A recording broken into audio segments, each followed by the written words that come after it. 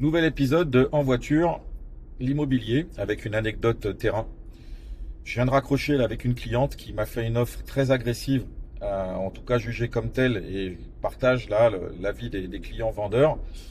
Et malgré le fait que je lui ai dit attention, vous faites une offre voilà, qui est quand même très agressive, bien en deçà du prix et même de la première offre que vous auriez pu faire, et que vous aviez évoqué oralement, donc j'ai peur que ça braque le client.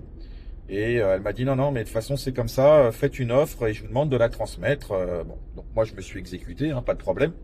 Je voyais que ça servait à rien de discuter pour essayer de trouver un terrain d'entente et une stratégie d'approche. Et donc moi je l'ai transmise au vendeur qui m'a répondu, et il a bien raison, catégoriquement non. Ce sont ses propos. Donc moi j'ai dit à l'acquéreur, bah voilà, écoutez, votre offre est refusée de manière catégorique. Et l'acquéreur qui me dit, ok, et quelle est la contre-offre? Eh ben je lui dis non, il n'y en a pas de contre-offre. Il dit, ah bon, comment ça? Ben je lui dis non, je vous ai dit que là c'était un peu agressif. Et ben là vous avez braqué le vendeur. Et donc le vendeur m'a dit, même s'il est prêt en plus à faire un effort, ben clairement il a dit ça sera pas eux. Donc je ne vendrai pas à ces gens-là. Donc vraiment faites attention lorsque vous faites une offre à l'argumenter et aussi à ne pas jouer sur une stratégie de poker en disant je propose telle somme en espérant avoir telle autre somme.